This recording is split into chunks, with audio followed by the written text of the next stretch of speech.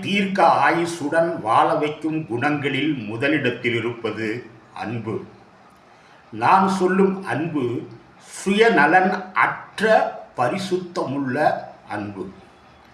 அடுத்ததாக, எதை இழந்தோ எதை விட்டு கொடுத்தோ எல்லா மனிதர்களிடத்திலும் சமாதானத்துடன் இருக்க வேண்டும். சமாதானத்தை விரும்புகிறவராய் இருக்க வேண்டும். அடுத்து, உங்கள் தகுதிக்கு ஏற்றபடி எல்லோரையும் சந்தோஷப்படுத்தி பார்க்க வேண்டும். அடுத்து, தயவுள்ளம் கொண்டவராய் இருக்க வேண்டும்.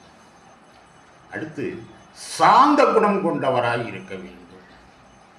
அடுத்து, மற்ற மனிதர்களின் நன்மைக்காக நல்ல நல்ல குணங்களை, அதாவது நற்குணங்களை கொண்டவராக இருக்க வேண்டும். அடுத்து, நீடிய பொறுமையுடையவராய் இருக்க வேண்டும். அடுத்து, இச்சையடக்கம் உடையவராய் இருக்க வேண்டும்.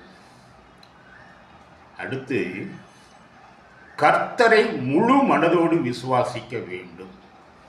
அதாவது முழு பலத்தோடு, முழு சரீரத்தோடு, முழு ஆத்மாவோடு கர்த்தரிடத்தில் அன்பு செலுத்துகிறவராய் இருக்க வேண்டும். இப்பேற்பட்ட குணங்களை கொண்டவர்களாக நாம் இருப்போமே என்றால், கர்த்தர் நம்மை தீர்க்க ஆயுசுடன் வாழ வைப்பேன் என்று வேதத்தின் மூலமாக நமக்கு வாக்கு கொடுத்திருக்கிறார். கர்த்தர் உங்களை ஆசீர்வதிப்பார்.